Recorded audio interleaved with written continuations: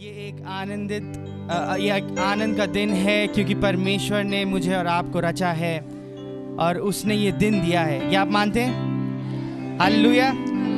ये उसका अनुग्रह है कि मैं और आप जीवित हैं। और मैंने ये कहीं पढ़ा था, वहाँ लिखा था कि मैं और आप उसकी अनुग्रह के चित्र हैं। हालेलुया। क्या वो एक सुंदर बात नहीं है कि मैं और आप उस परमेश्वर, उस महान परमेश्वर के अनुग्रह के चित्र हैं? क्यों ना कुछ समय ले हम प्रार्थना करें परमेश्वर से कि परमेश्वर, मैं आपको धन्यवाद करना चाहता हूँ। हम आपको धन्यवाद करना चाहते हैं परमेश्वर कि आपका अनुग्रह काफ़ी है मेरे लिए, आपका नाम काफ़ी है मेरे लिए। वो नाम जो सारे नामों से ऊंचा है, वो नाम जिससे हर एक बीमारी ठीक हो जाती है, वो नाम जिससे शैतान भागता है, वो नाम सारे नामों से ऊंचा है। उस नाम के सामने, उस नाम के लिए हम आज आए हैं, वो परमेश्वर का नाम जिसकी हम आराधना करने जा रहे हैं। हम आराधना इसलिए करते हैं क्योंकि वो योग्य है, इसलिए नहीं कि क्योंकि हम योग्य हैं या हम कुछ कर सकते हैं, मगर इसलिए क्योंकि वो योग्य है। आइए हम परमेश्वर के लिए ताली बजाएं क्योंकि वो योग्य है और उसके जैसा कोई नहीं है। हालेलुया।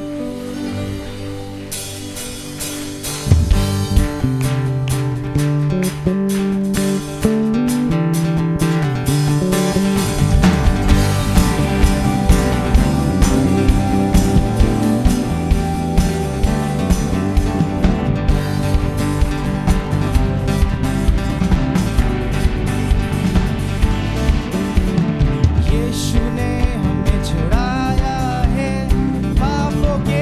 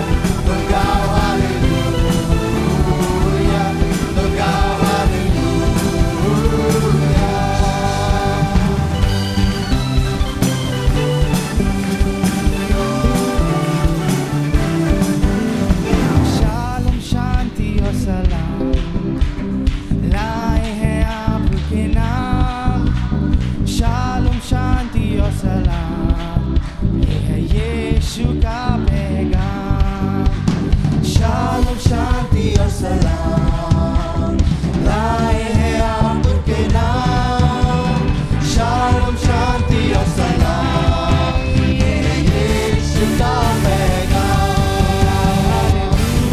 हालेलुया, तो गाओ हालेलुया, क्यों ना ताली बजाएं? तो गाओ हालेलुया,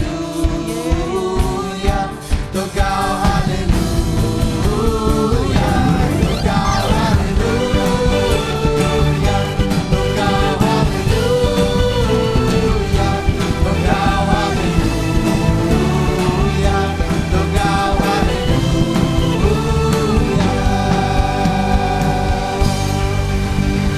ओ यीशु, तेरा नाम काफी है। हालेलुया।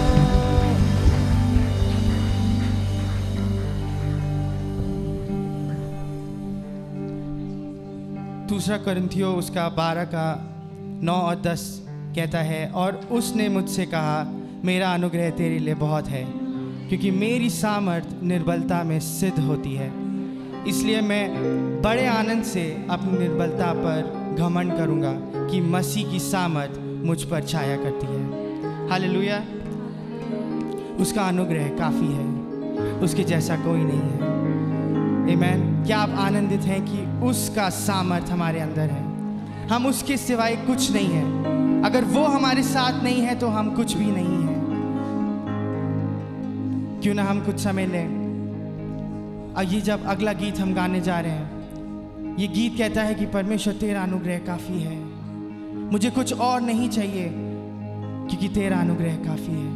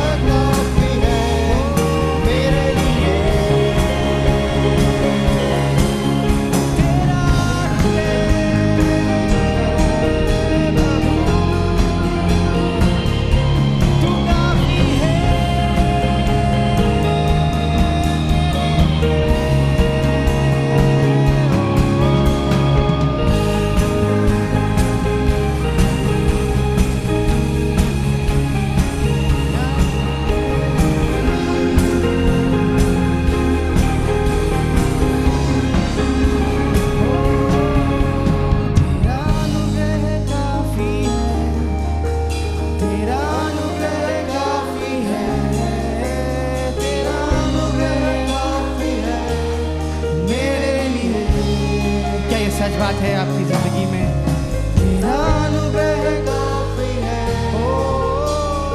अनुग्रह काफी है, तेरा अनुग्रह काफी है मेरे लिए,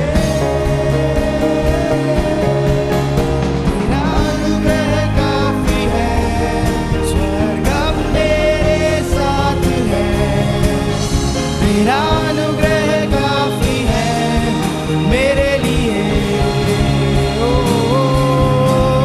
तेरा अनुग्रह काफी है, डूबूं तेरे प्यार में, तेरा अनुग्रह काफी है मेरे लिए, तेरा अनुग्रह काफी है, स्वर्ग मेरे साथ है, तेरा अनुग्रह काफी है मेरे लिए, ओ, तेरा अनुग्रह काफी है, डूबूं तेरे प्यार में, तेरा अनुग्रह काफी है मेरे लिए,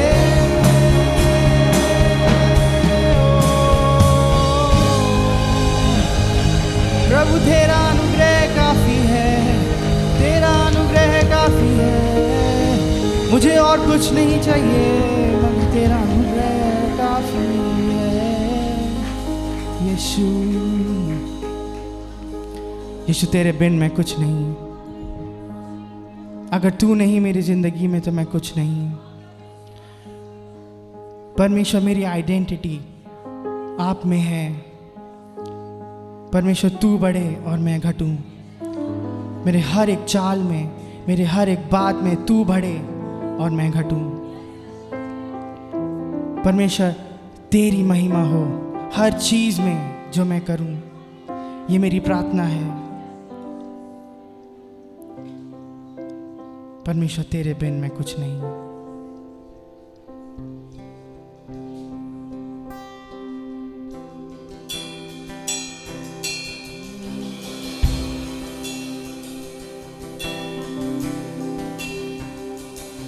तेरे बिन मैं कुछ भी नहीं, तेरे बिन मैं कुछ भी नहीं,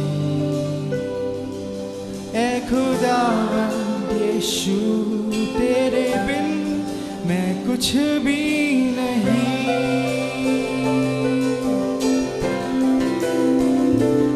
तेरे बिन मैं कुछ भी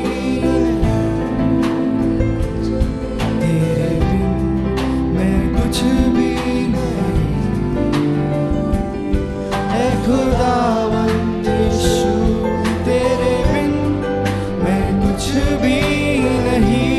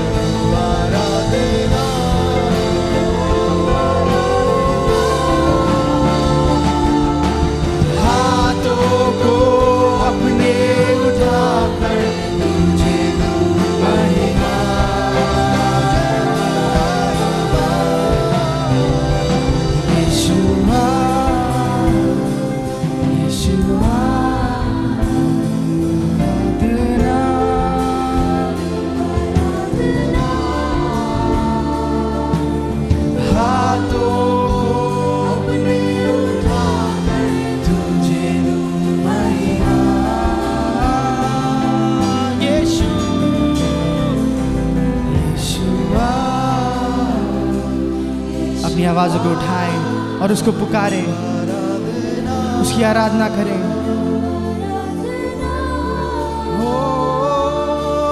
हाथों को अपने उठाकर तुझे दूं महिमा। एक बार फिर से यीशुआ, उस नाम को पुकारेंगे। यीशुआ यीशुआ करूं आराधना। अपने हाथों को उठाकर, हाथों को अपने उठाकर तुझे दूं महिमा। एक बार फिर से यीशुआ यीशुआ करूं आराधना।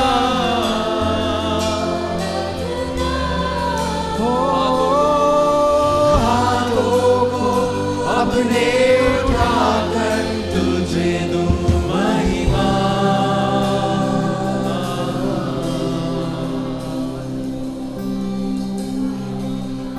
क्यों ना परमेश्वर से बोले, खाली है हम, हमें भर दे परमेश्वर।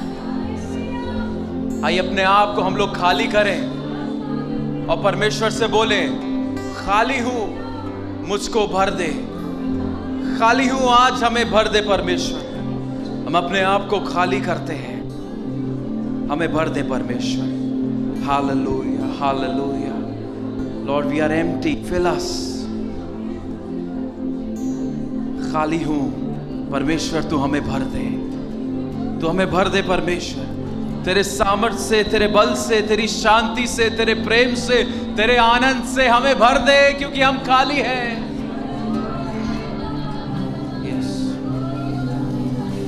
खाली हूँ, भर दे मुझको।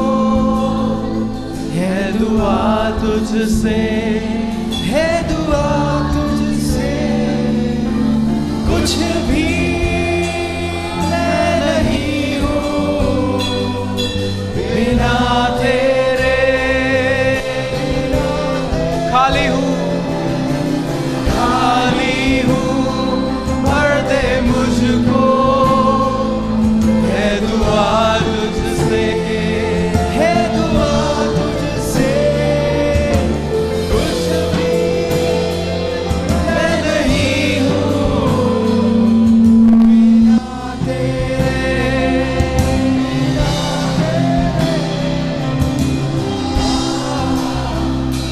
यीशुआ करूं आराधना।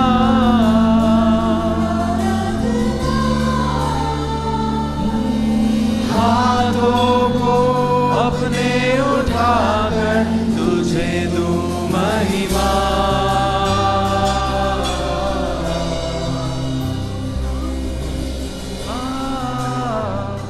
यीशुआ करूं आराधना।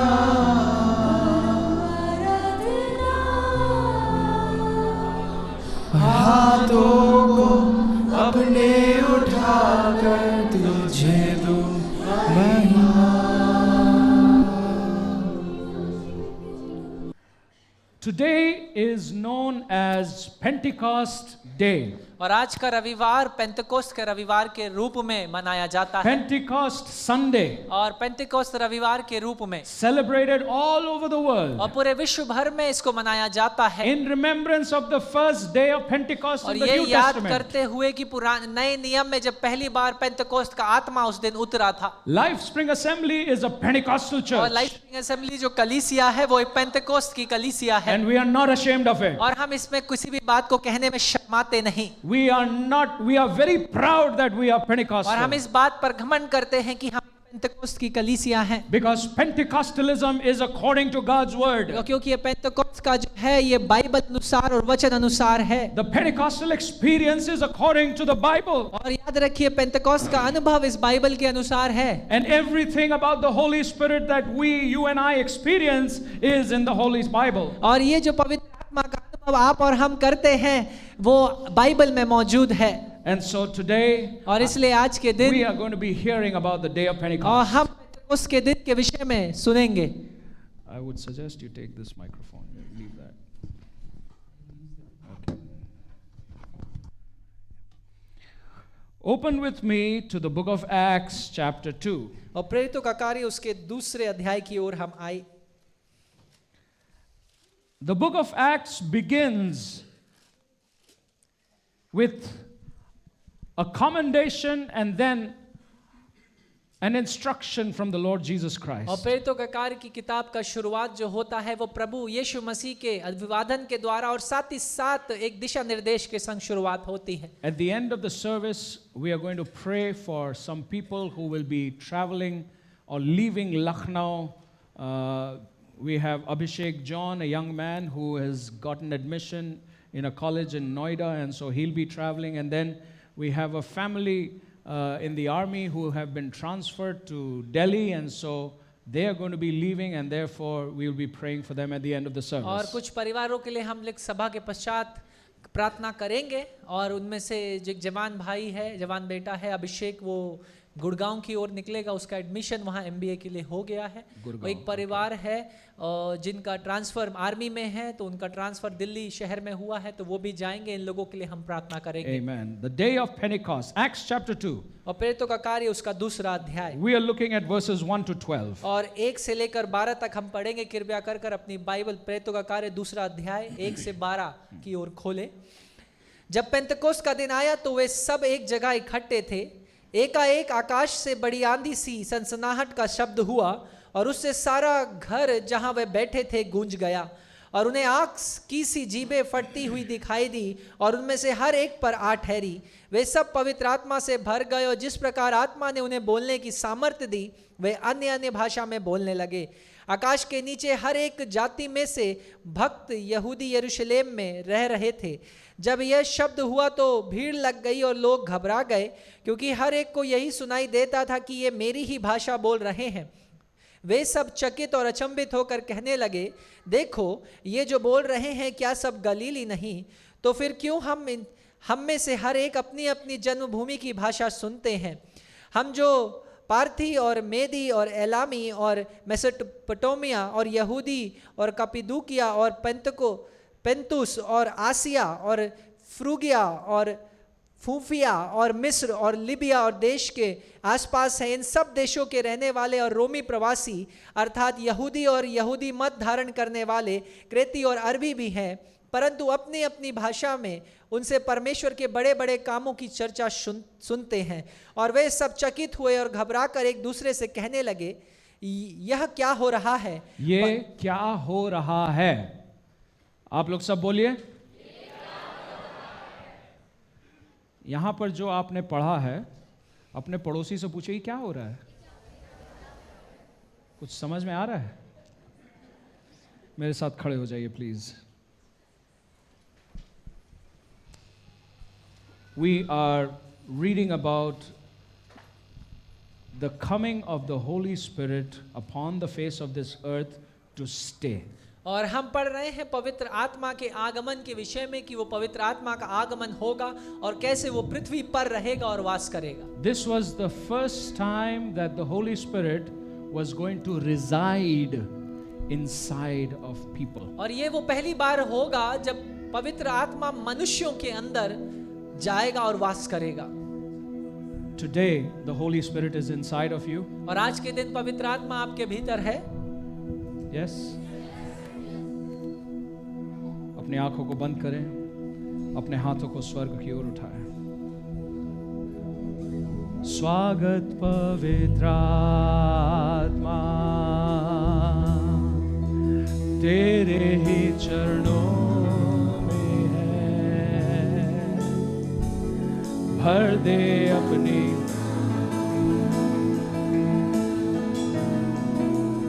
भाषा मेरे। प्रार्थना करिए, प्रार्थना करिए। स्वागत। Oh yes, Holy Spirit.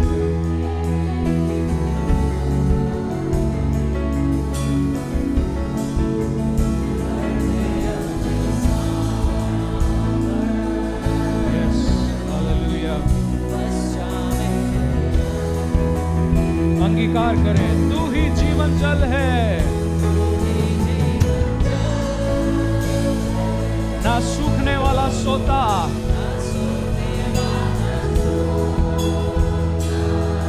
शांति देने वाला,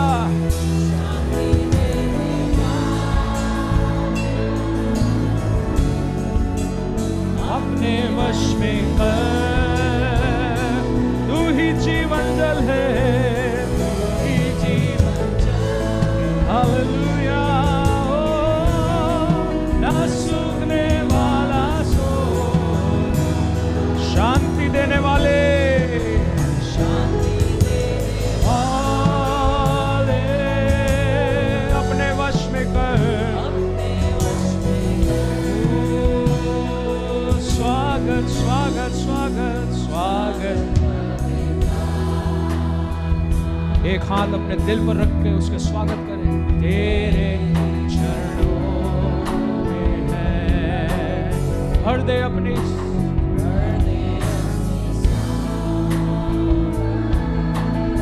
बस जा मेरे अंदर,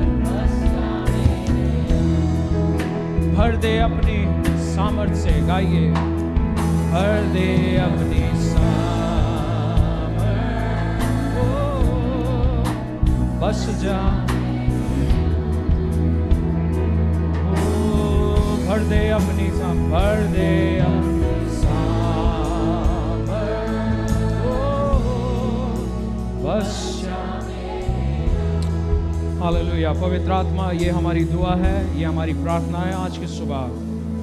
होने दे कि अगले कुछ क्षण जब हम इस घटना के विषय में हम और अधिक हम मनन करके हम जानकारी प्राप्त करें, उसी दौरान आप अपने कार्य को हमारे दिलों में, हमारे मनों में आप करो। आप अपने अद्भुत और अनोखे कार्य को हमारे मध्य में करो, ये मेरी प्रार्थना है प्रभु यीशु के नाम में, आमीन। अपने स्थानों को ग्रहण करें। The day of Pentecost was one of the most phenomenal and important events in all of history. और याद रखिए, इतिहास में सबसे अद्भुत और अचंभित करने वाली कोई घटना हुई है तो वो है पेंटेकोस्ट का दिन।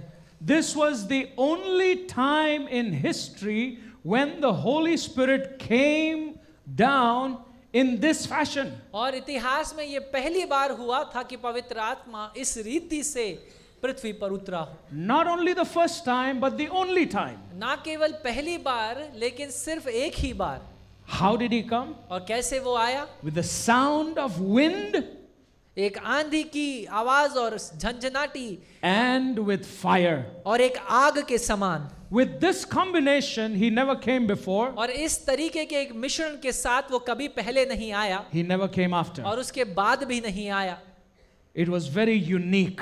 और ये बड़ा खास था, It was never repeated. और ऐसा कभी दोहराया नहीं गया। That is why it is to be considered as very, very important. और इसीलिए इस बात को बड़ा महत्वपूर्ण देखा जाता है। What does the day of Pentecost show us? और ये पेंटेकोस्ट का दिन हमें क्या दिखलाता है? Number one, it is the fulfilling of the promise of Jesus Christ, the coming of the Holy Spirit. पहली बात, जो यीशु मसीह ने जो वायदा हमसे किया था कि वो एक सहायक को, एक पवित्र आत्मा को हमारे लिए भेजेगा। Number two, दूसरा, it was the birth of the church. और वो दिखाता है कलीसिया के जन्म को।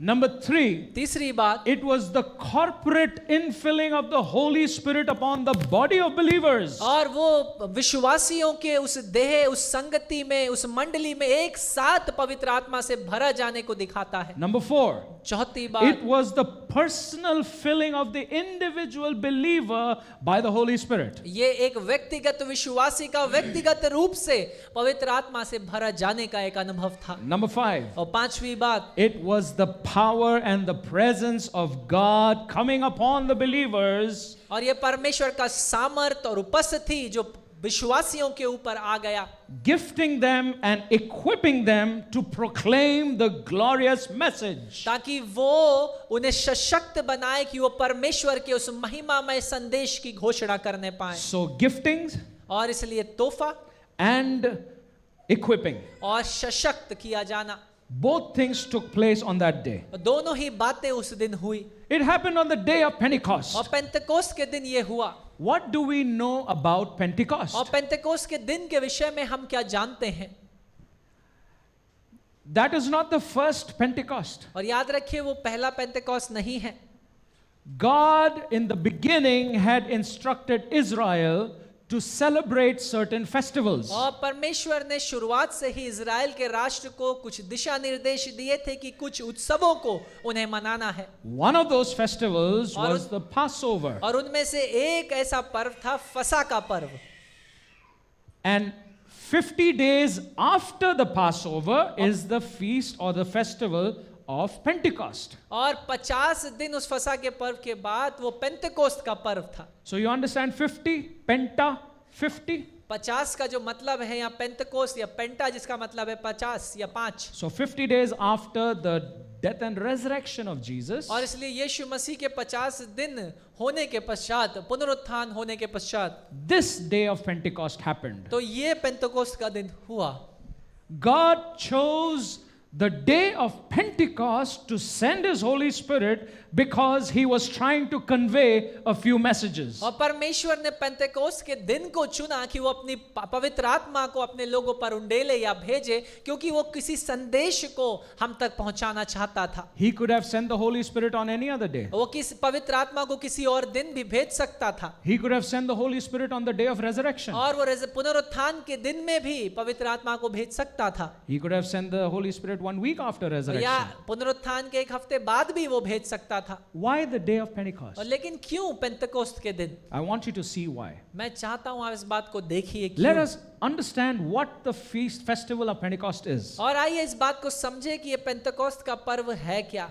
This was an annual Jewish harvest festival और ये celebrating the providence of God. और ये वार्षिक रूप से मनाया जाने वाला यहूदियों का एक पर्व था, जिसमें वो जो उनकी खेत खलियानों की जो फसल में परमेश्वर ने मुहैया कराया है उसका धन्यवाद और उसका उत्सव मनाते थे। So it was an agricultural festival. और इसलिए आप देखेंगे तो एक किसानी उत्सव था। It was also known as the day of first fruits. और ये कहलाता था कि पहला दिन या फल का जो पहला दिन भी कहलाता था, Or the feast of weeks, या उसे हफ्तों का उत्सव भी के रूप में मनाया, पर्व के रूप में भी मनाया जाता था, because 50 days involved 7 weeks. क्योंकि 50 दिनों का मतलब है 7 हफ्ते। And 7 weeks is a very significant topic and title in the Bible. और बाइबल में अगर आप उठा के देखें तो ये जो 7 और 7 हफ्ते का जो चरण है ये बड़ा ही महत्वपूर्ण है। This was also known as the Feast of Harvest. और इसीलिए ये फसह के पर्व के रूप में भी मनाया जाता था। Now this was a very glorious and a joyful occasion और ये एक बड़ा ही महिमामय और आनंदित समय होता था, where the people of God came to praise and thank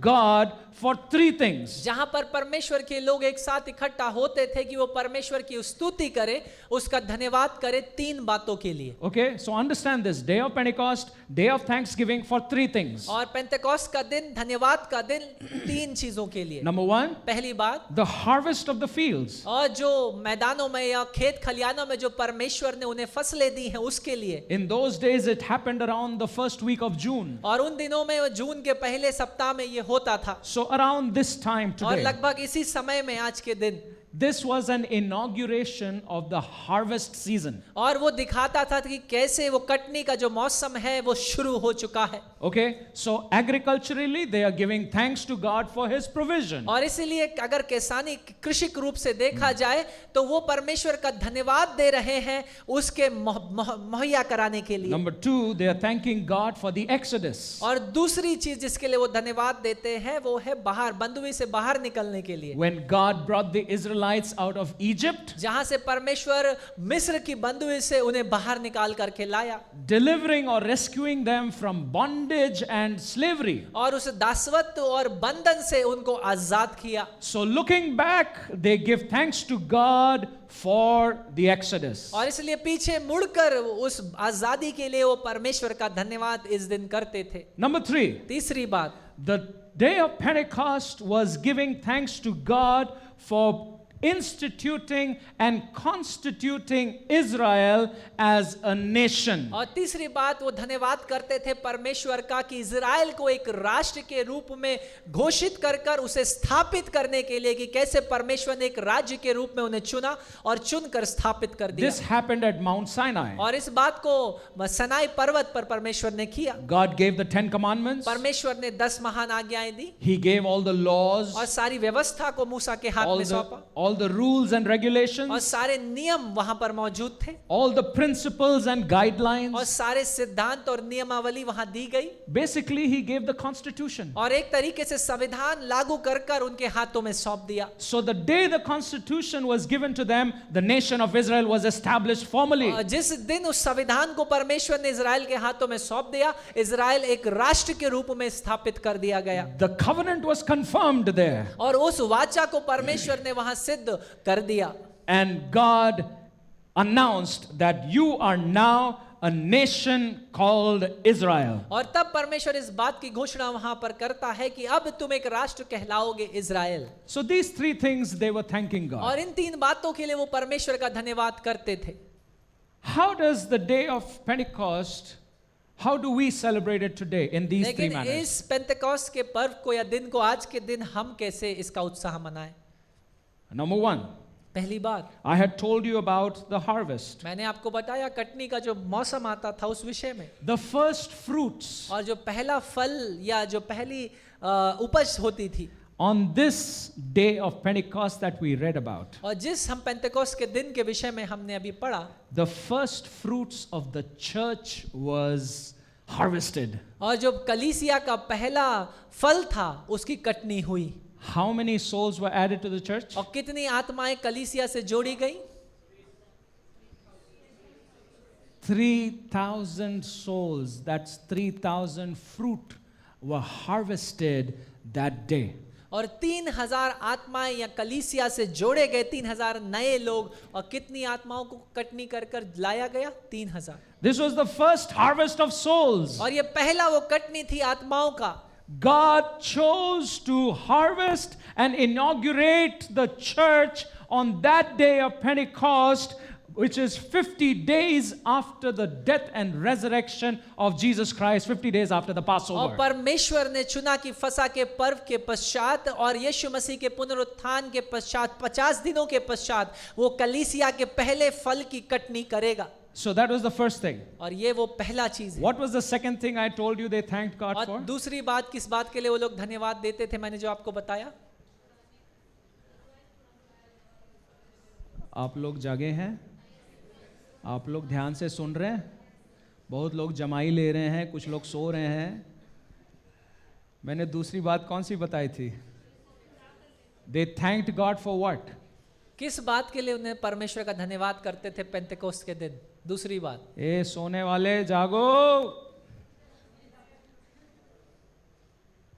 They thanked God for bringing them out of bondage वो from his, परमेश्वर का धन्यवाद करते थे कि परमेश्वर ने उन्हें आजाद किया, छुटकारा दिलाया उस मिस्र के बंदवी से, उस दासवत्व से। that day of Pentecost that we read here today. और उस पेंतेकोस्त के दिन के विषय में जो आज हम पढ़ते हैं, The coming of the Holy Spirit और पवित्र आत्मा के आगमन के विषय में, very specifically came to live and work within the heart of man, और बड़े खास रीति से वो पवित्र आत्मा आया कि वो मानव जाति के हृदयों में वास करे और उनके द्वारा काम करे, to deliver him and free him from the bondage of sin, ताकि वो मानव जाति को आजाद करे, छुटकारा दिलाए उस पाप के बंधन से, from the curse of sin, और उस पाप के श्राप से, from the curse of death. और उस पाप के मृत्यु के श्राप से। The Holy Spirit came to deliver and to set free. और पवित्र आत्मा आया कि वो हमें छुटकारा दिलाए और आजाद करे। So just as God delivered the Jews from the Egyptians, so Jesus through the Holy Spirit is now going to rescue man from sin through the help of the Holy Spirit. और जिस प्रकार से परमेश्वर ने इजरायलियों को, यहूदियों को मिस्र से आजाद किया, उस प्रकार से पवित्र आत्मा यीशु मसीह के द्वारा लोगों को उनके पापों के बंधन से आजाद करता है। What was the third thing that I had mentioned? तीसरी चीज जो मैंने बताई थी वो क्या था?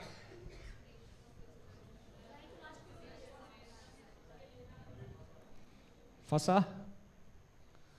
फंसा तो पहले पॉइंट था,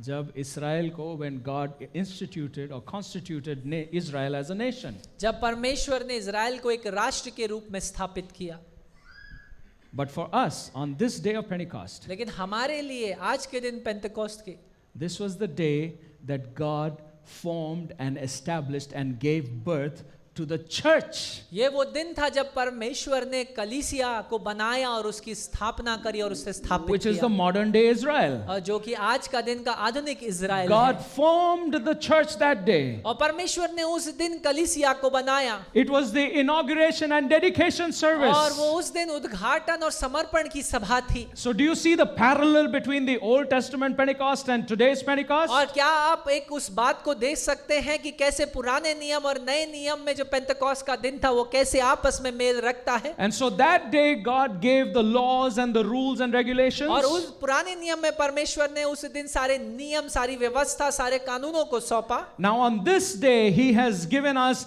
a new set of laws, a new set of guidelines. लेकिन आज के दिन नए नियम में परमेश्वर ने हमें एक नए नियमों को, नई व्यवस्था को सौंपा है। That's why the New Testament is called Naya Niyam. और इसीलिए जो न्यू टेस्टामेंट है हम उसे नया नियम या नई व्यवस्था के रूप से New जानते हैं। rule, new laws. नया व्यवस्था। All right? And so that was the day when this came into effect. और ये वो दिन था जब ये बात क्रियाशील हुई या लागू हुई। Now man is empowered and guided by the Holy Spirit to do and to live the way Jesus wants. और अब मानव जाति को सशक्त बनाया गया, सामर्थ्य दिया गया ताकि वो वैसे जी सके और वैसी इच्छाओं को पूरा कर सके जो यीशु मसीह की है। Okay, so that was what Pentecost was all about. और ये था वो पेंटेकोस्ट जो सारे विषय में। And these 3 points I mentioned, why God chose that day to send the Holy Spirit. और ये 3 बातें जो मैंने बताया कि क्यों परमेश्वर ने उस दिन को ही चुना कि वो अपनी पवित्र आत्मा को भेजे। Now, I want you to understand this one very important truth. लेकिन मैं चाहता हूं कि इस महत्वपूर्ण एक सत्य को आप जरूर समझें। If God thinks that you need something, और अगर परमेश्वर को लगता है कि किसी बात की आवश्यकता आपको है, then that means you really need it. तब वो सच में आपको उसकी आवश्यकता है। You might believe it or not, you might think it is important or not, but God thinks it is very important. आप चाहे भले ही ऐसा सोचे या माने या ना माने, लेकिन परमेश्वर जानता है कि उस बात की आवश्यकता आपको है। And so what do we find happened on this day of Pentecost? और इसलिए हम क्या देखते हैं कि इस पेंटेकोस्ट के दिन ऐसा क्या हुआ? When you look at chapter 2 verse 1, जब आप दूसरा अध्याय पहले वचन की ओर देखते हैं, your attention is drawn to the providence of God. तब आपका ध्यान खींचा जाता है कि कैसे परमेश्वर मुहैया कराता है। How does it begin? कैसे उसकी शुरुआत होती है? When the day of Pentecost came. जब पेंटेकोस्ट का दिन आया, जब पेंटेकोस्ट का दिन आया, that is the day of God's providence. और वो तो दिन था परमेश्वर के मुहैया कराने का दिन। When you celebrate His और providence, जब आप उसके मुहैया कराने को का आनंद मनाते हैं, when the day of Pentecost came, जब पेंटेकोस्ट का दिन आया, then we see the second thing, which is the obedience of man. तब हम मनुष्य की आज्ञाकारिता को देखते हैं। What does the remaining part say? उसका बचा हुआ भाग क्या कहता है? तो वे सब एक जगह इकट्ठा थे। What did Jesus tell them? और यीशु ने उनसे क्या कहा था?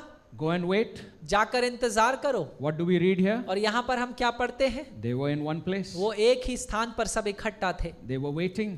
वो इंतजार कर रहे Means थे। they were obedient. इसका मतलब ये था कि वो यीशु के वचन के प्रति आज्ञाकारी थे। So we find God's providence and then we'll see how man obeyed. और हमने परमेश्वर के मुहैया कराने के सामर्थ को देखा और ये भी देखा कि कैसे मानव आज्ञाकारी रहा। We also see the third thing, which is unity. और तीसरी बात जो हम देखते हैं वो है एकता। It says that they were all in one place with one और वो accord. इस प्रकार लिखा है कि वे सब एक ही स्थान में एक मन से थे। That of course you find in chapter 1. और इस बात को आप पहले अध्याय में पढ़ सकते हैं। But there was tremendous unity amongst them. लेकिन ये बात स्पष्ट थी कि उनके भीतर और आसपास एक अच्छी एकता की भावना थी, One mind. एक मन।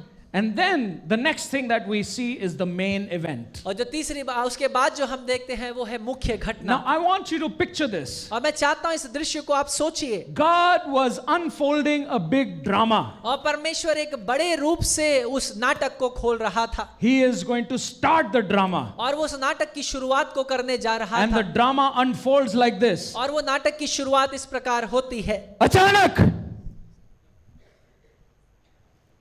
अब सोने वाले जग गए। अचानक, मैंने क्या बोला? वही लिखा है उसमें। क्या लिखा है? What's the word? एकाएक। एकाएक। ओके, एकाएक। सडनली, अचानक क्या हुआ? नो,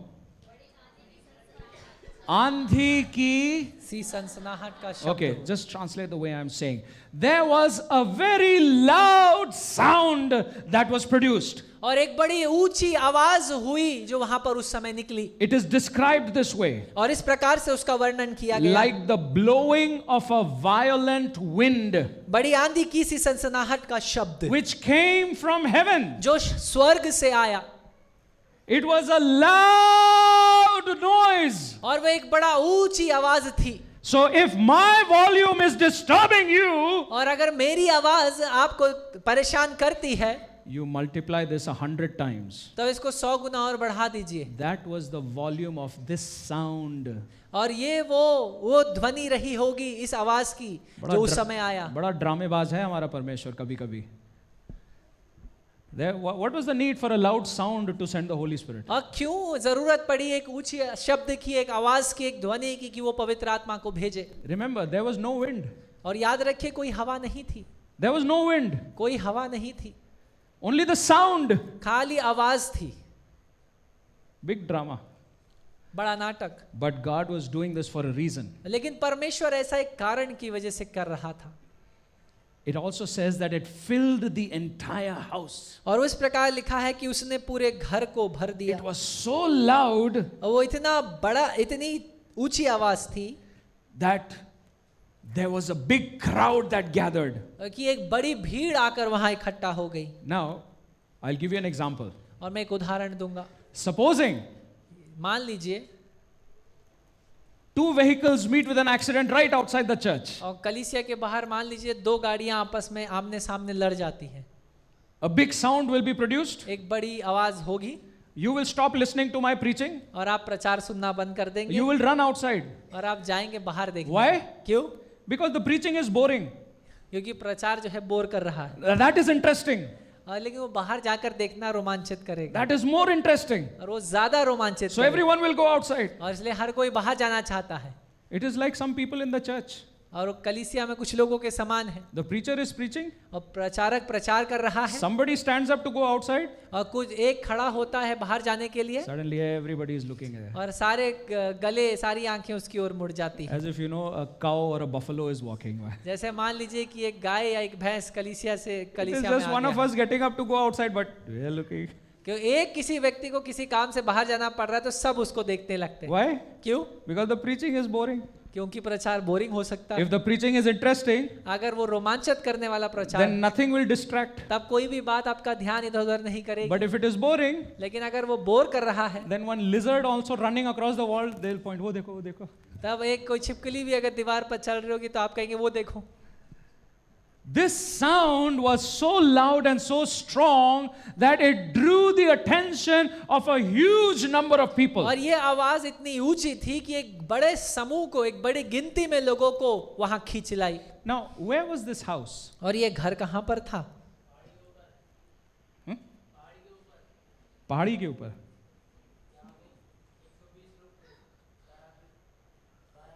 Okay, एक उत्तर मिल गया. और कोई कुछ कहना चाहेगा? छत पे, पहाड़ी के ऊपर, छत पे, आकाश है? आकाश के नीचे, पृथ्वी के ऊपर, यरूशलेम में, किसी एक नगरी में. हम नहीं जानते हैं. We don't know where they were. हमें ये नहीं पता कि वो कहां थे। We don't know if they were in the upper room.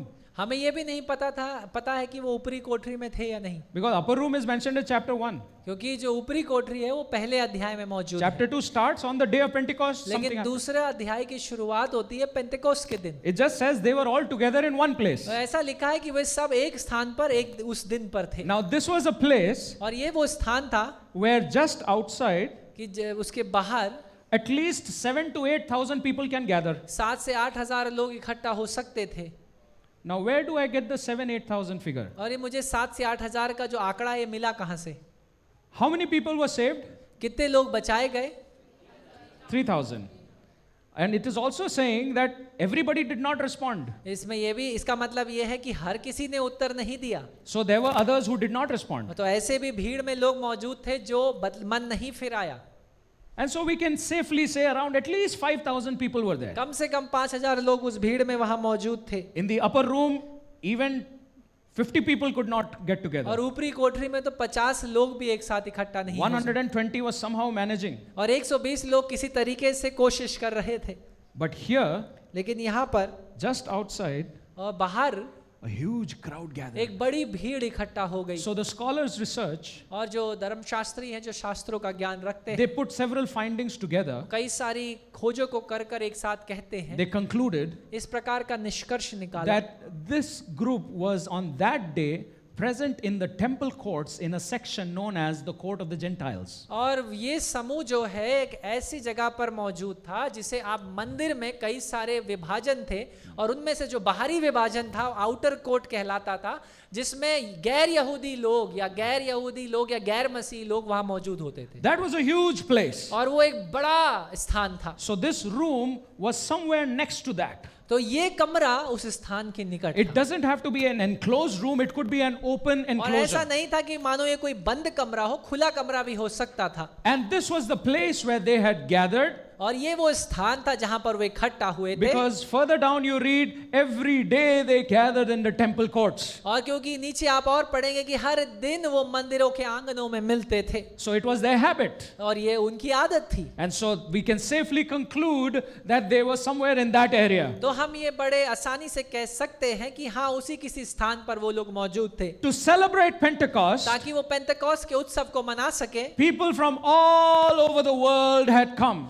लोग सारे अलग अलग स्थानों से राष्ट्रों से वहां मौजूद थे They came to Jerusalem और यरूशलेम में आए because they wanted to celebrate Pentecost together. क्योंकि वो पेंतेकोस्त को एक साथ मनाना चाहते थे That is why there was such a huge crowd. और इसीलिए एक बड़ी भीड़ वहां मौजूद थी। And so when you read here, और इसीलिए जब आप इस बात को यहाँ पर पढ़ते हैं when this sound happened, जब इस आवाज का होना हुआ the crowd suddenly got interested. तब जो भीड़ थी अचानक से रोमांचित हो गई।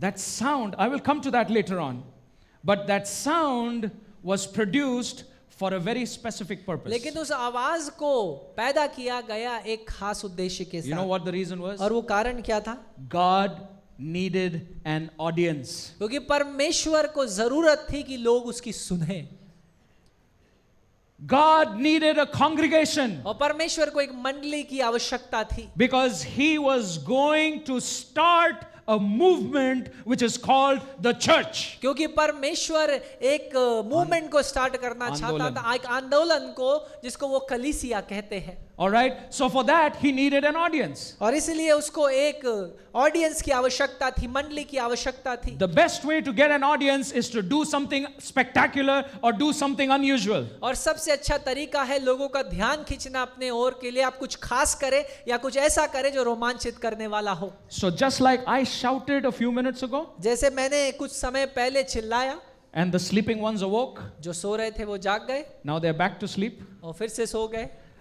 In the same way, that day you multiply this 100 times, और and उस- that drew the attention of those people. और उस दिन में भी ऐसा ही कुछ आवाज हुई होगी। आप 100 गुना इससे कह सकते हो। और उस बात ने लोगों का ध्यान खींचा। You know why? आपको पता है क्यों? Because the first inaugural sermon was about to be preached. क्योंकि उद्घाटन का वो पहला जो प्रचार था उसका होना शुरू होने वाला था। Peter, the anointed one, was about to deliver his maiden anointed inaugural preaching. और पतरस जिसे पवित्र आत्मा ने सशक्त और अभिषिक्त किया था वो अपना उद्घाटन का उस संदेश को लेकर के आने And वाला था। so God needed an audience. तो परमेश्वर को लोगों की जरूरत थी Send a big sound. और इसलिए उसने एक बड़ी आवाज को भेजा। What did the sound do? और उस आवाज ने क्या किया? It also instilled and filled the disciples with much confidence. और इस आवाज ने उस चेलों को बड़े हियाव से भर दिया। Because till this point they were very scared. क्योंकि अभी तक वे डरे हुए थे। They needed confidence to stand boldly before this crowd to preach this message that Peter was going to preach. लेकिन उन्हें तो हियाव की जरूरत थी कि वो इस भीड़ की बड़ी भीड़ के सामने खड़े होकर हियाव और भरोसे के संग एक संदेश को दे The सके boldness to tell them, you are the ones who crucified Jesus. और ये हियाव होना कि ये तुम हो जिसने यीशु को क्रूस पर चढ़ा दिया। Where did that confidence come from? और ये भरोसा ये विश्वास कहां से आया? Till a few minutes ago, they were scared. और क्योंकि कुछ क्षण पहले तो वो डरे हुए थे They were hiding. और वो छिपे हुए थे They were not trying to draw attention. और वो लोगों का ध्यान अपनी ओर खींचना नहीं But चाहते now all थे। of a sudden, लेकिन अचानक से the God, the big dramebaz, और परमेश्वर जो बड़ा नाटक को रचने वाला he परमेश्वर has drawn a crowd और उसने एक भीड़ को अपनी ओर खींच लिया and he removed all fear और उसने हर एक डर को वहां से हटा दिया। from within the disciples. चेलों के भीतर से वो भय दूर हो He गया filled them with confidence. और उन्हें हियाव से भरा He filled them with boldness और हियाव और साहस से भरा so that they could stand before that same ताकि वो crowd उसी भीड़ के सामने खड़े हो and सके say, you are the ones who crucified और ये Jesus. कह सके कि तुम वे हो जिसने यीशु को क्रूस पर But चढ़ाया। God does not hold that against you. लेकिन परमेश्वर इस बात को तुम्हारे विरुद्ध नहीं गिनता But He is ready to forgive you. लेकिन वो तो तैयार है कि तुम्हें क्षमा करे And He is ready to bring you into newness of और वो life तो तैयार है कि तुम्हें नए जीवन में ले आए and into abundance of और life बहुतायत के जीवन में and into eternity of life. और जीवन उस अनंत जीवन में। To preach that message, Peter needed boldness, and that's what filled them when this great sound appeared. और उस संदेश का प्रचार और घोषणा करने के लिए पतरस को हियाव की आवश्यकता थी और ये हियाव उसे मिला उस आवाज के आने से। The third reason why the mighty sound was needed, but because the disciples needed to learn how Jesus would want them to preach the gospel. और तीसरी बात जिसके लिए वो आवाज भेजी गई वो ये थी कि यीशु चाहता था कि उसके चेले सीखे कि कैसे उसे सुसमाचार की घोषणा करनी है। Because either the Holy Spirit will bring people, क्योंकि या तो पवित्र आत्मा लोगों को लेकर के आएगा or the Holy Spirit will take them to the people. और या तो पवित्र आत्मा चेलों को लोगों तक ले जाएगा। But there is no escaping the people. लेकिन लोग बच नहीं सकते। No, there's no running away from people. लेकिन लोगों से हम भाग नहीं सकते या बच नहीं It सकते is about the people. क्योंकि ये लोगों के विषय में है And so it has to be in the midst of people. और इसलिए लोगों के बीच में ये होना It has to जरूरी be है addressed to the people. और इसे लोगों को बताना जरूरी है And so they needed to learn this. और इस बात को सीखना जरूरी था That is why God chose this method. और इसीलिए परमेश्वर ने इस तरीके का प्रयोग So the किया first thing was the sound. और इसे जो पहली बात थी वो थी आवाज Now that the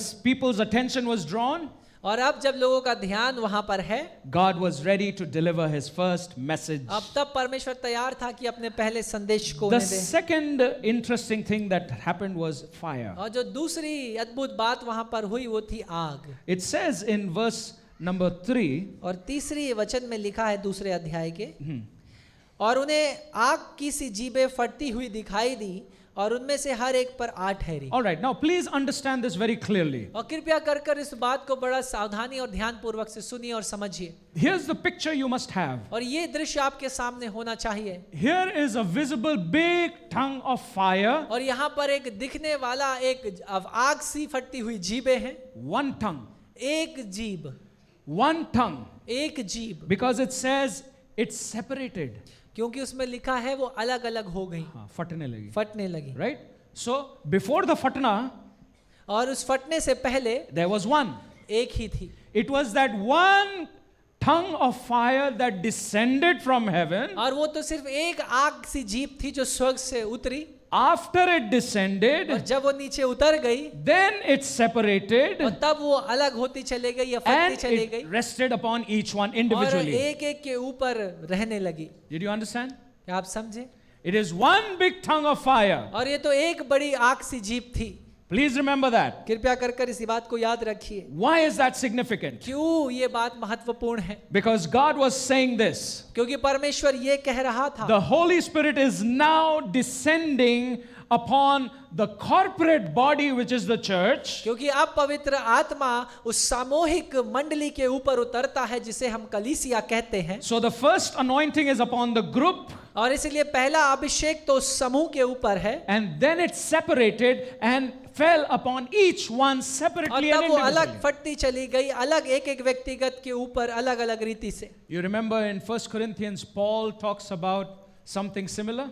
और क्या आपको याद आता है पहला कुरिन्थियों में भी पौलुस इसी विषय में कुछ बात करता है। In chapter 3, I think it's verse 16, 6 or 16 or something like that, पहला कुरिन्थियों 3 अध्याय, where he says, don't you know that you are the temple of the living God? और जहां पर वो कहता है क्या तुम नहीं जानते तुम जीवित परमेश्वर की कलीस क्या मंदिर हो।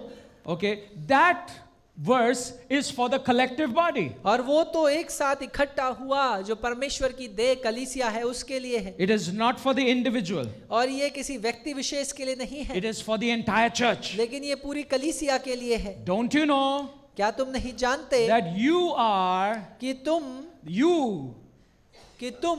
you means the body, और इसका मतलब है देह, that you are the temple कि क्या तुम नहीं जानते कि परमेश्वर का मंदिर हो where the Spirit of God dwells. जहां पर परमेश्वर का आत्मा तुम में वास करता है। So the one big tongue of fire is for the body of Jesus और Christ. इसलिए याद रखिए परमेश्वर का वो एक आग का जीव पूरी कलीसिया के लिए था। And then in chapter 6 of 1 Corinthians, और पहला कुरिन्थियों उसके 6 अध्याय में, I think it's in 16, 17, 18, something like that, he says, know you not that your body is the temple of the living God. कि वो 16, 17 और 18 में क्या इस बात को कहता है कि क्या नहीं तुम जानते कि तुम्हारी देह परमेश्वर का मंदिर है। So first time he's talking about the church, और पहले में वो कलीसिया के विषय में बात करता है, and the second time he's talking about individuals. लेकिन उसके बाद दूसरी बार वो बात कर रहा है व्यक्तिगत लोगों के विषय में। And so when the Holy Spirit fell, first it fell collectively on the और body, इसलिए and जब पवित्र आत्मा उतरा तो वो पहले पूरी कलीसिया पूरे समूह के ऊपर उतरा,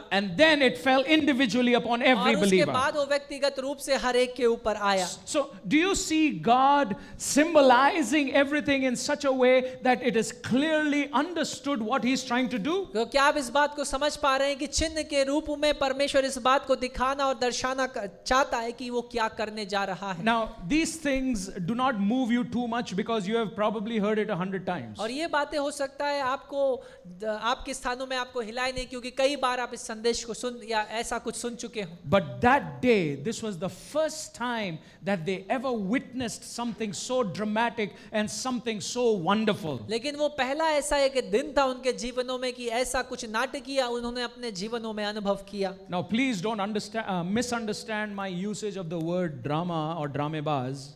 और मेरा शब्द जिसका मैं प्रयोग कर रहा हूँ नाटक या नाटकीय, इसको आप गलत मत समझिए। I'm not trying to belittle God or put him in a negative light. और या मैं परमेश्वर को छोटा करके या उसे नकारात्मक रूप से नहीं दर्शा रहा। I'm trying to show you his display, the way he does things to manifest, to show, sometimes even to show off.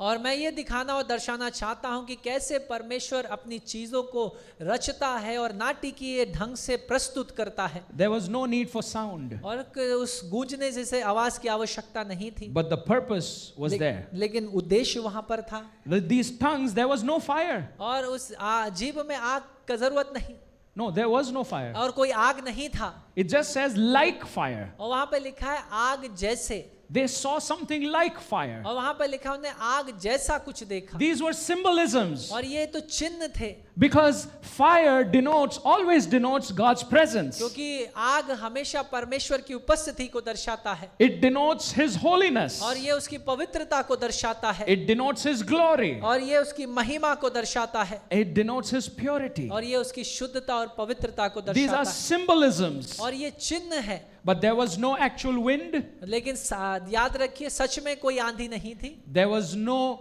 fire. और सच में कोई आग नहीं थी। But God displayed something in the form of a message to convey something very, very important and powerful to that group over लेकिन there. परमेश्वर ने उस बात को प्रस्तुत किया, दर्शाया और दिखाया ताकि वो एक सबसे महत्वपूर्ण बात को प्रस्तुत करने पाए। And the interesting thing about these tongues of fire और जो सबसे रोमांचित करने वाली बात है इस आग से जीभों के विषय में, is the word tongue. और जो वो शब्द है जीभ, Tongue. जीभ। बोलिए जीभ. Why tongues of fire? और क्यों वो आग की जीभ है? Because God was also trying to say that he is going to use the tongue to declare the glory and the message of the gospel. क्योंकि परमेश्वर इस बात को दर्शाना और दिखाना चाहता था कि परमेश्वर इस मुख से, इस जीभ से अपनी महिमा की घोषणा The करवाएगा। Holy Spirit was going to take control of the tongue. क्योंकि पवित्र आत्मा तो इस जीभ का नियंत्रण लेगा। the tongues of the disciples, और इस चेलों का जीभ, the tongue of Peter, और पतरस की जीभ, and your tongues and my tongues. और आपकी और मेरी जीभें, Because further down we read, they were declaring the wondrous praise and glory of God in heaven. क्योंकि और नीचे हम इस बात को पढ़ते हैं कि वो स्वर्ग में प्रस्तुत परमेश्वर की महिमामय बातों की घोषणा कर रहे All थे, using the tongue. और सब जीभों का प्रयोग करते And so हुए, tongues of fire. और वो आग की जीभें, Very interesting. बड़ा ही रोमांचित करने What वाला। was the result of this happening? और ऐसा होने का परिणाम स्वरूप क्या हुआ? Number one, पहली बात, the disciples were filled with the Holy Spirit, और जितने चेले थे वो पवित्र आत्मा से भर गए, both as a corporate body and as individuals. और व्यक्तिगत रूप से साथ ही साथ सामूहिक रूप से, And they were filled so that they could experience and know God's grace, His power, and His fruit. और वो इसलिए भर दिए गए ताकि वो परमेश्वर के अनुग्रह, उसके मुहैया कराए जाने और उसके फल का अनुभव करने पाए। And the second thing that happened और जो दूसरी बात हुई, was that they began to speak in other tongues. और वो दूसरी बात जो हुई वो दूसरी भाषा में या अन्य भाषा में बात करने If लगे। you look at verse number 4, अगर आप चौथे वचन की ओर देखें, the last part says, and began to speak in other tongues as the Spirit enabled them. और जिस प्रकार आत्मा ने उन्हें बोलने का सामर्थ्य दी, वे अन्य अन्य भाषा बोलने लगे। Now, in this event over here, और इस घटना में यहाँ पर, it was not the heavenly language tongues that is being talked about. और याद रखिए ये वो स्वर्गीय भाषा का यहाँ पर बात नहीं हो रहा Here है। it was the earthly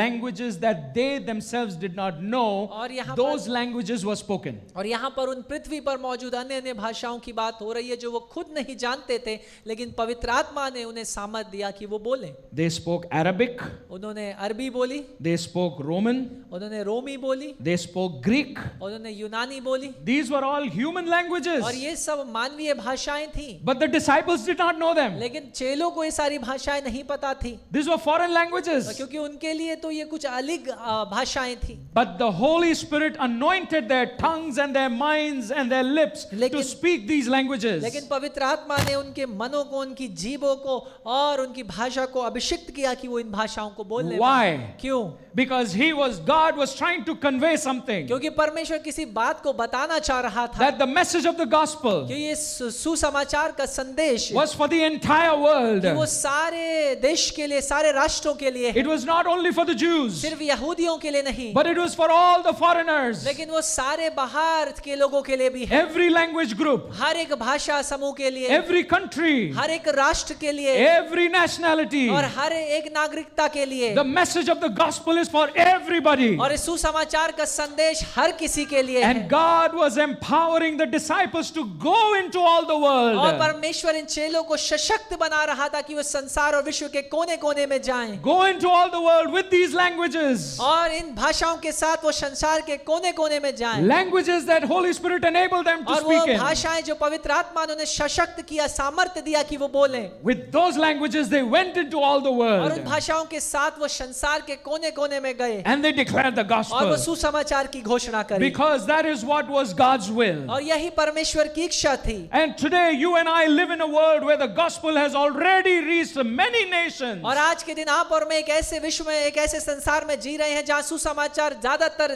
भागों में पहुंच चुका है। But that day was the first time that those people saw this. लेकिन ये वो पहला दिन था, पहली बार था जब उन लोगों ने ये देखा।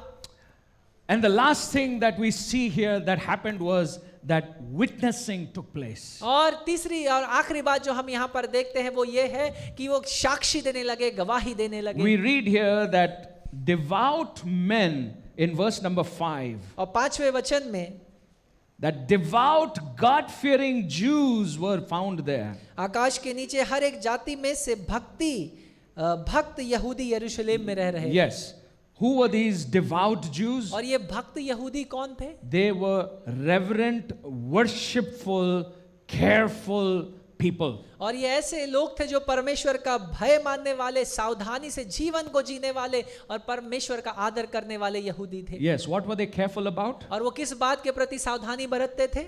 Handling spiritual matters. और आत्मिक बातों को कैसे संभालें, They were very careful about वो that. इन बातों के प्रति बड़े संवेदनशील थे। These devout Jews were there. वो भक्ति में यहूदी वहां मौजूद थे So they were going about their business और वो अपने कामों को कर रहे थे। when they heard this big sound from heaven. जब उन्होंने स्वर्ग से इस ऊंची गूंज को, इस आवाज को सुना, So hearing this sound, they came. और इस आवाज को सुनते ही वो चले आए. While reading this, sometimes we feel that they heard the sound of the disciples speaking in tongues and all of that, and their joy and excitement, that was the sound. और हो सकता है कई बार इस वचन के भाग को पढ़ते हुए आपको ऐसा लगे कि उन्होंने अन्य भाषाओं को बोलते हुए चेलों को सुना, उनकी आवाजों को सुना. Because how does verse 6 begin? क्योंकि छठे वचन की शुरुआत कैसे होती है? जब यह शब्द हुआ तो बड़ी Okay, भीड़ जब लग ये गई. शब्द हुआ, जब ये शब्द हुआ, when this sound was produced, जब ये शब्द हुआ या ये आवाज हुई, that is when their attention was drawn. तब वहां पर लोग भीड़ में खींचे चले आए. And so these godly men were among them. तो ये भक्ति में यहूदी वहां पर उनके बीच मौजूद थे. And the crowd heard this amazing thing और भीड़ ने इस अद्भुत बात को सुना in their own language. और अपनी भाषा में, They were saying, और वो इस बात को कह रहे थे, "Arey, these are Dehatis, how do they know my language? अरे ये तो देहाती है, मेरी भाषा कैसे जानते हैं? How are they speaking my language? ये मेरी भाषा कैसे बोलते हैं? These are local fellows who never traveled beyond one day journey. ये तो ऐसे लोग हैं जिन्होंने एक दिन की यात्रा के परे को यात्रा किया ही नहीं. They know our language." ये हमारी भाषाओं को जानते हैं. It amazed them. और इस बात ने उन्हें चौकन्ना कर They दिया were filled with wonder. और वो अद्भुत रीति से भर गए. But later on, they were themselves to carry this message in their language to their own people. लेकिन बाद में उस बात को समझे कि उसी भाषा में अपने लोगों तक उस संदेश को लेकर के जाएं. There's a huge list of names that we find here of countries and cities. और यहाँ पर कई सारे राष्ट्रों और देशों के नामों को हम पाते हैं. It shows the inclusivity of God, the inclusivity found in God's plan for man. और वो इस बात को दर्शाता है कि मानव जाति के लिए जो परमेश्वर की योजना है वो सबको लाने की है. We find Peter referring to the prophecy in Joel. और हम देखते हैं पतरस योएल नबी की पुस्तक में मौजूद जो भविष्यवाणी है उसकी ओर ध्यान खींचता है. What did Joel prophesy? और योएल नबी ने क्या भविष्यवाणी करी थी? In verse 17. 17वां, परमेश्वर कहता है कि अंत के दिनों में ऐसा होगा कि मैं अपनी आत्मा सब मनुष्यों पर उड़ेलूंगा. क्या होगा? कब? किस दिन में? कौन सा दिन? अंत के दिनों में परमेश्वर कहता है क्या करूंगा?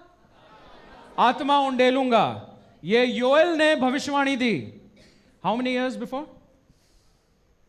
I think about 700 years, right?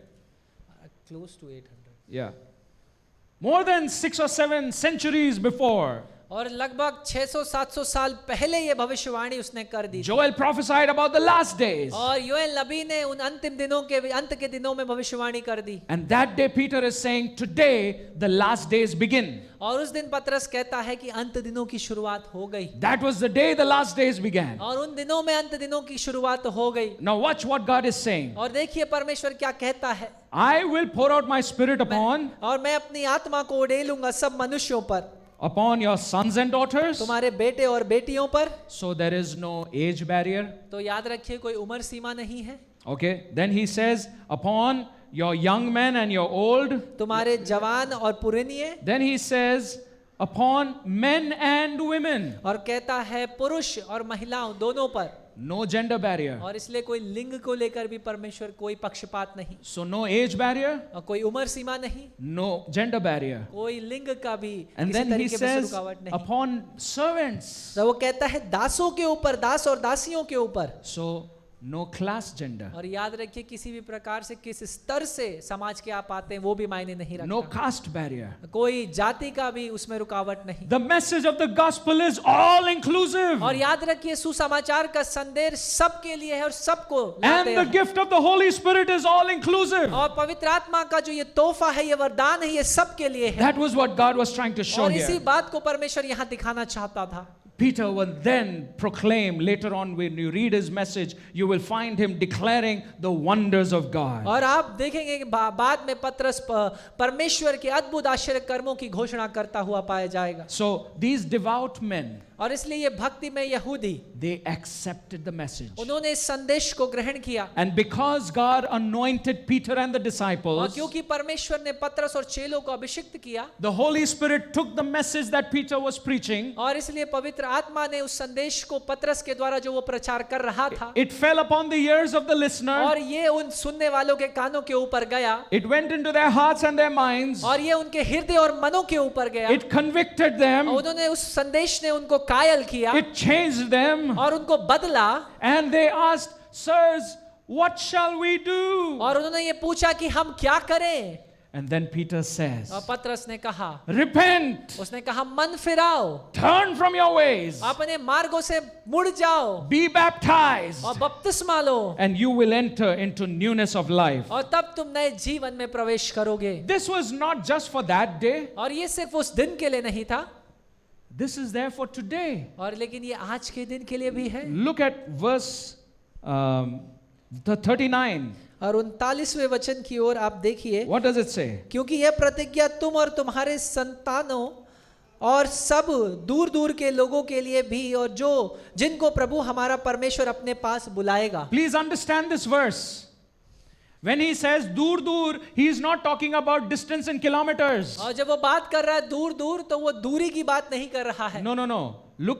Look at the order in which he is saying this. लेकिन उस जगह पर देखिए किस रीति से या किस क्रम में वो कहता है। He is saying upon you, वो कहता है तुम्हारे ऊपर, upon your children, तुम्हारे संतानों के your ऊपर, children's children, और उन बच्चों के ऊपर, उन बच्चों के till ऊपर, far off, और चाहे वो कितनी भी दूर क्यों ना हो। not kilometers, और वो दूरी की बात नहीं हो रही, in generations. और वो पीढ़ियों की बात हो रही And है। far off may we are here today. और आज के दिन हम यहाँ पर हैं, In that far off. उस दूरी में। Did you understand? क्या आप इस बात को He समझते says हैं? upon you, वो कहता है तुम्हारे ऊपर, to your children, तुम्हारी संतानों के the ऊपर, next generation, उस अगली पीढ़ी के and ऊपर, you go like that till और far पीढ़ी दर off. पीढ़ी दर पीढ़ी दर पीढ़ी आप आगे बढ़ते चले जाएं। That is even today. और ये आज के दिन भी So है। this promise is there for us today. और ये वादा आपकी और मेरे लिए आज के दिन है। Everything that we have just heard about और हर एक वो बात जो आज के दिन हमने सुनी है, is there for you and me today. वो आपकी और मेरे लिए है आज के दिन, Not just that day. ना केवल सिर्फ उस दिन के लिए। Hallelujah. Hallelujah. And therefore the gift of the Holy Spirit is available to you to empower you and to give you boldness and courage. और इसलिए आज के दिन वो पवित्र आत्मा का तोहफा, वो वरदान आपके लिए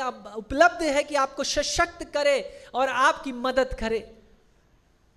Some people started making fun of them. और कुछ लोगों ने उनका मजाक उड़ाना शुरू किया। That's what you read in verse number 13. और इसी बात को आप 13वें वचन में पढ़ते हैं। What is written? परंतु दूसरों ने ठट्ठा कर कर कहा, वे तो नई मदिरा के नशे में चूर हैं। Same thing happens today, और आज के दिन भी ऐसा ही कुछ होता है, especially making fun of Pentecostals. और खास रीति से जो पेंटेकोस्ट के विश्वासी हैं, उनका मजाक उड़ाना। ये क्या हल्काइया हल्लेलुया आलू गुइया ये सब बोलते रहते हैं, पता नहीं क्या बोल रहे हैं. They make fun. और वो मजाक उड़ाते हैं Even today. आज के दिन भी, They made fun that day. और उस दिन भी ठट्टा उड़ाया गया। But you know what? लेकिन आपको पता है क्या? Peter never paid attention to them. लेकिन पतरस ने उस बात के ऊपर ध्यान नहीं दिया। Just like I am not paying attention on some of you who are sleeping and who are not interested in this message. जैसे मैं भी आप में से कुछ की ओर ध्यान नहीं दे रहा, जो लोग संदेश नहीं सुन रहे, आपका ध्यान संदेश की ओर नहीं है। Because if Peter had paid attention to them, क्योंकि अगर पतरस उनकी ओर ध्यान देता, 3,000 would not have been saved. तब 3000 बचा नहीं लिए जाते, They would have been lost. तब वो खो जाते। But Peter said, you know what? और पतरस ने कहा, You go ahead and make fun. और तुम जाओ ठट्टा उड़ाओ, I have serious business to do. लेकिन मेरे पास एक गंभीर काम है Because जो the मुझे करना है, Spirit of the Lord is upon me. क्योंकि परमेश्वर का आत्मा मेरे ऊपर And है, He has anointed me और उसने मुझे अभिषिक्त किया to है declare freedom, ताकि मैं आजादी की घोषणा to करूं, declare liberty. और ताकि मैं स्वतंत्रता की घोषणा He करूं, is upon me. और उसका आत्मा मेरे ऊपर है। So you make as much fun as you और want इसे to. तुम जितना मजाक उड़ाना चाहते हो उड़ाओ, If it makes your day, go ahead. अगर आपका दिन अच्छा करता है तो जाओ, But I will go about my Father's business. लेकिन मैं अपने पिता के काम को करूंगा। Can you imagine? These people were making fun of them. Why? और ये लोग इन लोगों का मजाक उड़ा रहे थे, क्यों? Because of their behavior क्योंकि उनका जिस रवैया स्वभाव जो था उस of the वक्त, disciples. और चेलों का, When the Holy Spirit anointed और them, जब पवित्र आत्मा ने उन्हें अभिषिक्त किया, they were filled with so much वो joy. इतने आनंद से भर गए, They never experienced this. और इस आनंद का अनुभव उन्होंने कभी नहीं किया था, They did not know how to contain it. और उन्हें ये नहीं पता था कि इस आनंद को कैसे भीतर रखे। Their behavior changed. उनका जो स्वभाव था वो बदल गया, They probably were jumping. और हो सकता है वो कूद रहे हो, They probably were dancing. और हो सकता है नाच रहे हो, I do not know. मुझे नहीं पता, But it was ecstatic joy that filled them. them. लेकिन वो एक ऐसा आनंद था जिसने उनके दिल पर कब्जा किया, उन्हें भर दिया। On top of that, और उससे बढ़कर their fear had gone. उनका भय दूर हो गया। Now they were confident. और अब उनके अंदर एक हियाव और भरोसा था। Now they were bold. और अब वो हिवाव से भर गए। They were courageous. और उनके पास साहस था। And so when you combine these two, और जब हम इन दोनों बातों को एक साथ ले आते I हैं, do not know how to describe their तो behavior. मुझे नहीं पता मैं उनके स्वभाव का वर्णन कैसे करूं। But I guess they were like David, लेकिन मुझे ये मानना है कि वो दाऊद के समान थे, who started dancing crazy. जिसने बड़े पागलों के समान नाचा। They also may have done something like this. और हो सकता है वो उन्होंने भी कुछ ऐसा ही किया। That is why the people commented, अरे ये सब पिए हुए हैं, पता नहीं क्या और हो इसीलिए गया." लोग ऐसा कहने लगे, लगता है पिए हुए हैं। But that was the joy of the Lord that had filled their hearts. लेकिन ये तो परमेश्वर का आनंद था जिसने उनके हृदयों को The भर work दिया। of the Holy Spirit within them excited them. और परमेश्वर के पवित्र आत्मा के काम ने उनके भीतर से उनको रोमांचित कर दिया। Because they are seeing something that they have never seen क्योंकि before. उन्होंने ऐसी बातों को देखा जिन्होंने कभी नहीं देखा They था। are experiencing something they have never और experienced ऐसी बातों को before. अनुभव किया जो कभी पहले अनुभव नहीं किया For the था। first time, they were so bold and confident. और पहली बार वो इतने हियाव और भरोसे से भर गए। Hallelujah. Hallelujah. And the Bible says this is there for you today. और बाइबल बताती है, पवित्र शास्त्र की आज के दिन आपके लिए भी है। It's not just for that day. और ये उस दिन के लिए सिर्फ नहीं था, It is for ये today. आज के दिन के लिए भी है। Because God knows that you need the baptism of the Holy Spirit even today. क्योंकि परमेश्वर जानता है कि आज के दिन भी आपको पवित्र आत्मा के बपतिस्मे की आवश्यकता है। But you know when they received the Holy Spirit? लेकिन आपको पता है कब उन्होंने पवित्र आत्मा को पाया? After 10 days of spending time in God's presence. 10 दिनों तक परमेश्वर की उपस्थिति में समय बिताने के बाद They waited. उन्होंने इंतजार किया, They prayed. उन्होंने प्रार्थना किया। You know, these things are missing today. और यही बातें आज के दिन नहीं दिखती। You don't find tarry meetings. और आज के दिन हम वो इंतजार कर कर परमेश्वर को निहारना, उसे पुकारने का जो सभाएं होती हैं उन पर नहीं है। There was a season when we used to have such things happening on a regular फिर एक basis. मौसम था, एक समय था जब ऐसी प्रार्थनाएं हम लगातार करते थे। And we try to do them again today. और आज के दिन भी हम दोबारा वैसा ही करना चाहते हैं, But there's no response. लेकिन कोई उत्तर नहीं You know मिलता। why? आपको पता है क्यों? Because there is no hunger. क्योंकि एक भूख नहीं है, There is no desire. कोई एक इच्छा नहीं है। Paul says, earnestly desire. और पौलुस कहता है, लो लगाकर तुम मांगो एक लालसा के साथ, But that is missing. लेकिन वो नहीं है। That is why even the joy of the Lord is missing from our और lives. इसीलिए हमारे जीवनों से परमेश्वर का आनंद भी खोया हुआ है। You don't find many people who have the joy of the Lord inside of और them. आप कई सारे लोगों को नहीं पाएंगे जिनके अंदर वो परमेश्वर का आनंद मौजूद है। That joy is so precious and valuable और वो आनंद इतना बहुमूल्य है that when David sinned and when he was caught in his sin, his concern was what, you know? और जब दाऊद अपने पाप में पकड़ा गया और परमेश्वर ने उसके उस पाप से आमना सामना कराया, उसकी चिंता क्या थी? It was not, oh, let nobody know about this. उसने ये नहीं कहा प्रभु कोई और इसके विषय में जानने ना पाए, He did not say, remove those people from me. और उसने ये नहीं कहा उन लोगों को मुझसे दूर कर दे। What was his concern? उसकी चिंता क्या थी? He says, don't cast me away from your presence. प्रभु मुझे अपनी उपस्थिति से दूर मत कर, Don't take away your Holy Spirit from me, अपनी आत्मा को मुझसे दूर मत करना प्रभु, but return to me the joy. लेकिन मेरे उद्धार के आनंद को मुझे वापस दे These were they. his concerns. और ये उसकी चिंता थी।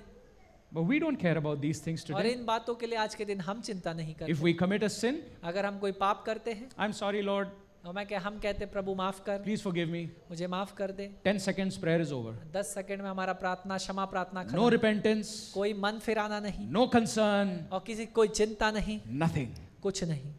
Where will you have the joy? There is no joy. और इसीलिए आपके पास आनंद नहीं। Those days are missing, but we need to have those days back when we will spend time in God's presence, just simply seeking the face of God, waiting in His presence for God to fill us continually, day after day, because that is what the Word of God says. और उन दिनों की आज के दिन कमी है, लेकिन हमें दोबारा वापस उसी ओर आना है कि हम इंतजार करें परमेश्वर से कि वो अपनी पवित्र आत्मा से हमें भरे और हम उस आनंद का अनुभव करने पाए जो पवित्र आत्मा देता है। We read in chapter 2 about this experience. और दूसरे अध्याय में इस अनुभव के विषय में हम पढ़ते हैं, But then we read that the Holy Spirit fell upon them again in chapter 4. और चौथे अध्याय में हम देखते हैं दोबारा से पवित्र आत्मा उनके ऊपर उतर आता है। And then in subsequent verses we time and again read the Holy Spirit came upon them. The Holy Spirit came upon और them. बार बार आगे बढ़ते हुए वचनों में भी ये लिखा पवित्र आत्मा फिर से उनके ऊपर आया, फिर से उनके ऊपर आया। Friends, you and I need a daily infilling of the Holy Spirit, not a one-time और याद रखिए experience. मेरे प्रियो कि मुझे और आपको हर दिन प्रतिदिन पवित्र आत्मा से भरे जाने के एक अनुभव की आवश्यकता है, We ना कि need सिर्फ एक this. Bar. We need this in our lives every day. और इस बात की आवश्यकता प्रतिदिन हमें अपने जीवन में है, But we are so busy in our lives. लेकिन हम अपने जीवनों में इतना व्यस्त हो जाते We're हैं, so busy in our jobs. हम अपने नौकरियों में इतना We're- व्यस्त हो जाते हैं, We're so busy concerned about the cares of the family. और हम परिवार की चिंताओं और उनके लिए मुहैया कराने में व्यस्त हो जाते हैं, There is no time spent properly in God's presence, even at home. और इसीलिए घरों में भी सही रीति से हम प्रार्थना में समय नहीं बिता पाते। Where are you going to have the joy? You will not have joy. तो वो आनंद कहाँ से आएगा?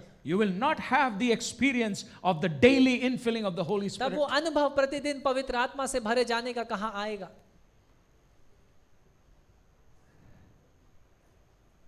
I just want to mention one last thing before we conclude. और इससे पहले कि हम समाप्त करें, एक अंतिम बात बताना चाहता हूँ। You know the word spirit, और जो शब्द है आत्मा, Holy Spirit, spirit. पवित्र आत्मा, जो आत्मा शब्द है, In Greek, this word is known as pneuma. और यूनानी में जो शब्द प्रयोग किया जाता है वो है pneuma. The meaning of the word pneuma is breath or spirit or wind. और जो न्यूमा शब्द है उसका मतलब है श्वास या आत्मा, Spirit, breath, wind. और या हवा एक। Pneuma means that. और न्यूमा जो शब्द है उसका मतलब ये है। In Hebrew, और इब्रानी भाषा में the word spirit is mentioned as ruach. और जो यूनानी भाषा में जो इस शब्द प्रयोग किया गया है आत्मा के लिए वो है रुआक। Ruach. Can you say that? Ruach. That is from where the word ru, pak ru comes. और जो Ruach. रुआक शब्द है वो रू, जो शब्द उर्दू या अरबी से निकला आप देखते होंगे वो इब्रानी भाषा से है। Ruach could mean the breath of God. और जो रुआक शब्द है वो परमेश्वर की सांस हो सकता है, It could mean a wind from God. और उसका मतलब हो सकता है परमेश्वर की ओर से एक भेजी गई हवा, It could mean the spirit of God. या तो परमेश्वर की आत्मा। All in the same way. और ये सारी बातें एक ही तरीके से। So the spirit is denoted by wind also. और इसलिए आत्मा को भी हवा के रूप में दर्शाया गया है। You remember Jesus said when he was talking to Nicodemus, he said, "You don't know from where the wind comes and where the और wind अगर आपको goes." याद हो यूहन्ना रचित सुसमाचार उसके 3 अध्याय में जब प्रभु यीशु मसीह निकोदेमस से बात कर रहा था, वो उससे कहता है तुझे नहीं पता कि हवा कहाँ से आए और किधर की ओर चले He was जाए। talking about the Holy Spirit, वो पवित्र आत्मा के विषय में बात कर रहा the था, wind of the Holy Spirit. और वो हवा जो पवित्र आत्मा का हवा है, And then we talk about the breath of और God. उसके वहां पर परमेश्वर की उस सांस के विषय में हम बात कर। Every time the ruach blew, और जितनी भी बार वो रुआक निकला या वो चला, something new was born. तब कुछ नया पैदा हुआ, Something new was established. कुछ नया नया स्थापित हुआ। We read about this the first time in Genesis chapter 1, और उत्पत्ति की पुस्तक पहले अध्याय में हम ये देखते हैं। verse number 2. और दूसरा ही वचन, What is written in verse number 2? और दूसरे वचन में क्या लिखा है? और पृथ्वी बेडौल था और सुनसान था, सुनसान था, and the ruach of God, परमेश्वर का ruach, okay, what did that give birth to? और उस रुआक ने क्या जन्म दिया? The earth in its splendor and glory. और उसने जन्म दिया पृथ्वी को उसकी पूरी महिमा में। The next time we read about the ruach, और जो अगली बार हम रुआक के विषय में पढ़ते हैं, Genesis chapter 2, और दूसरा अध्याय में, when God made the image of man, जब परमेश्वर ने मानव को अपने रूप में बनाया, then it says God blew his ruach. तब वहां पर लिखा है परमेश्वर ने उसके नथनों में अपनी श्वास को फूंका या अपनी रुआक And को man came alive. फूंका, और मनुष्य जीवित हो उठा। Hallelujah. Hallelujah. The third time we read, or another time we read about it is in Ezekiel. और तीसरी बार या दूसरी और जगह पर वो है इज़ीकियल नबी की पुस्तक में, We read about the valley of dry bones. और हम देखते हैं सूखी हड्डियों की घाटी के विषय में। And God tells Ezekiel, और परमेश्वर यजीकियल से कहता Son of है, man, ए मनुष्य के पुत्र, prophesy और भविष्यवाणी कर that these bones may live. ताकि ये जीवित हो उठे। And then we read about the ruach of God. तब हम देखते हैं परमेश्वर का जो आत्मा है वहां आता है and the dead bones came to life. और वो जो मरी हुई हड्डियां हैं उनमें जीवन आने लगता है। And the next time we read about Ruach और जो अगली बार हम रुआख के विषय में पढ़ते हैं is the day of Pentecost, वो है पेंतकोस्त का दिन, when God blew his Ruach जब परमेश्वर ने अपनी आत्मा को and the भेजा church of Jesus Christ was और तब born. परमेश्वर की कलीसिया का जन्म हुआ The church of Jesus Christ was established. और तब परमेश्वर की कलीसिया की स्थापना हुई The first fruits of the harvest came in. और वो कटनी का पहले फल सामने आए The 3,000 believers who were saved, और वो 3000 विश्वासी जो बचा लिए they were गए added to the church. उन्हें कलीसिया में जोड़ दिया गया। That is the other time that we read about this Ruach. और ये वो दूसरी बार या अलग एक और समय था जब हम इस आत्मा के विषय में And पढ़ते हैं। now we need to pray and ask God for one more Ruach to blow across और India. अब हमें प्रार्थना करना है कि परमेश्वर का आत्मा एक बार फिर से भारत के ऊपर Let बहने the पाए, Ruach of God flow from the north to the south. कि होने दे परमेश्वर का वो आत्मा Hallelujah. उत्तर से लेकर दक्षिण तक Let बहने the पाए Ruach of God blow from the east to the west. और पूरब से लेकर पश्चिम तक बहने पाए Let it bring to life. और होने दे एक नए जीवन को सामने ले Let आए it harvest many souls. और होने दे कई सारी नई आत्माएं प्रभु के राज्य में आए That mankind can be saved from ताकि the clutches Manav of the जाति enemy. उस पाप के श्राप से बचा ली जाए And that there will be the glory of God revealed. और तब परमेश्वर की महिमा प्रकट होने But पाए you know, along with that, और उसके साथ साथ I believe और मैं ये विश्वास करता that हूँ there are many of you here today आप में से कई हैं आज के दिन यहाँ पर who are going through certain situations आप जो कुछ परिस्थितियों से होकर निकल where रहे you हैं need the Ruach of God to blow into those ताकि आप situations. चाहते हैं कि परमेश्वर को आत्मा उन परिस्थितियों पर बहने The पाए Ruach of God to go into them and bring it to life. और ताकि वो परमेश्वर का आत्मा जाए उन परिस्थितियों को फिर से जीवित कर दे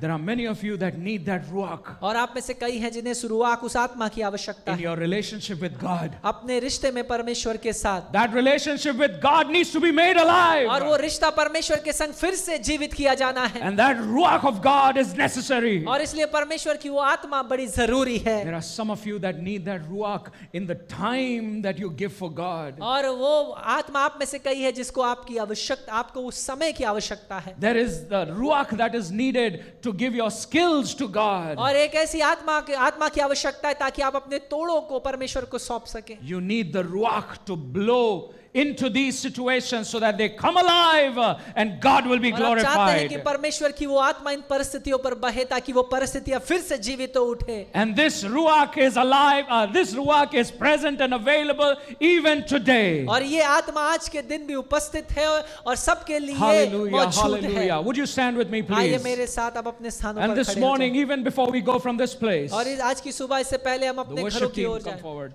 I would like for us to pray and ask the Lord.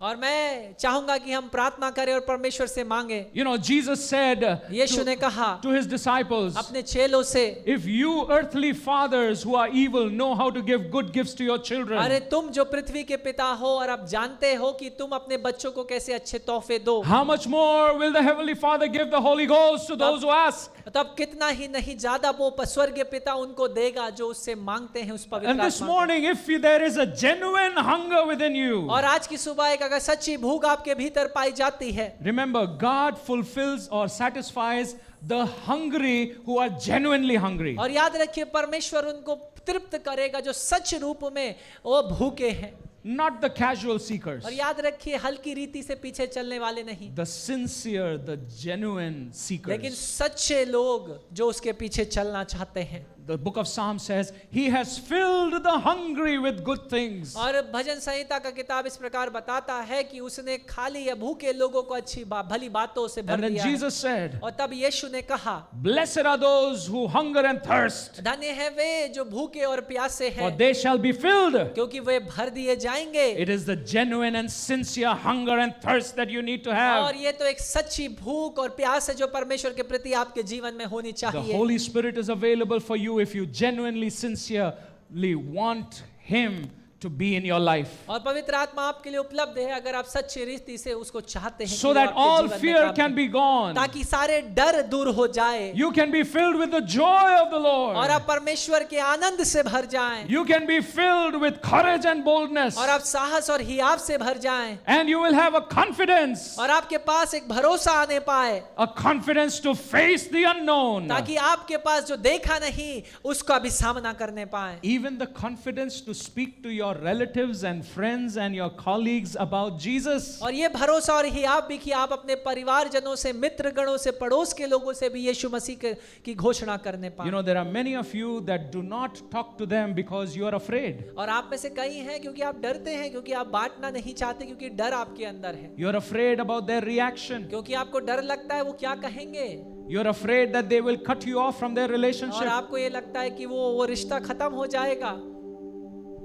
But this morning, the Ruach of God wants to breathe and infuse that confidence and that boldness into your life so that that fear will be gone and you will stand confident in the presence of your people, of these people, and boldly declare that Jesus Christ is the only way to salvation and to eternal life. लेकिन आज की सुबह परमेश्वर अपनी आत्मा से आपको भरना चाहता है ताकि एक हियाव और साहस के साथ आप उस परमेश्वर की घोषणा को करें। And so this morning, as you close your eyes, और इसलिए आज की सुबह जब आप अपनी आंखों को बंद करते हैं, I want you to pray this prayer, मैं चाहता हूं कि आप इस प्रार्थना को करिए asking God, और परमेश्वर से ये मांगते हुए say, Lord, ये कहिए, प्रभु I need the baptism of the Holy मुझे Spirit. पवित्र आत्मा के बपतिस्मे की आवश्यकता है। I need to have the power of the Holy Spirit within me. और मैं चाहता हूं परमेश्वर के पवित्र आत्मा का सामर्थ्य मेरे भीतर काम करने I पाए। need for you to fill me और मैं चाहता हूं आप मुझे भरिए प्रभु, so that I shall be bold,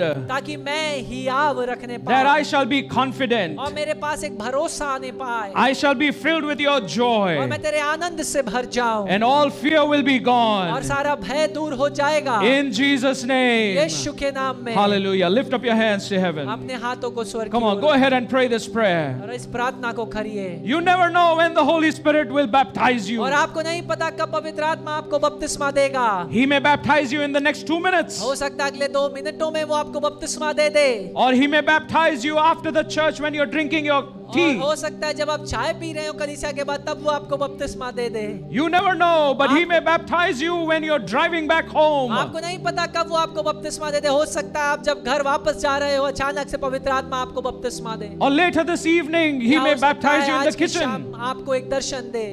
He may baptize you in the kitchen. और हो सकता है आप अपने किचन में हो और वहां आपको बपतिस्मा मिल जाए। He may baptize you while you're sitting in your drawing और room. हो सकता है आप अपने कमरे में बैठे और अचानक से पवित्र आत्मा आपको बपतिस्मा। Hallelujah.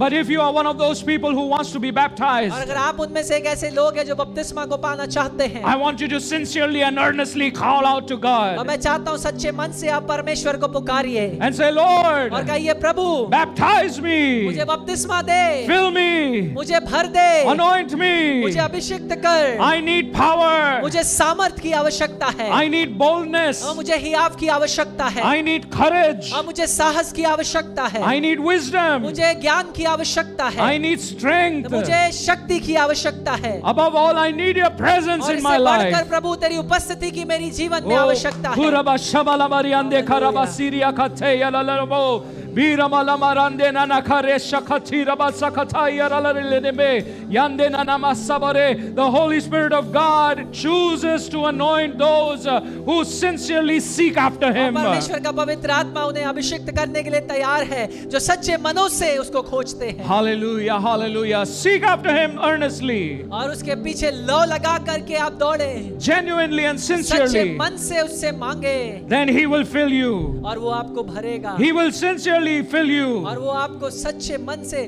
भर देगा, He will empower वो you. आपको सशक्त बनाएगा He will embolden you. और वो आपके अंदर एक सामर्थ को देगा। Hallelujah, hallelujah. Call out to God. Pray, pray, और pray. परमेश्वर से मांगिए और प्रार्थना करिए।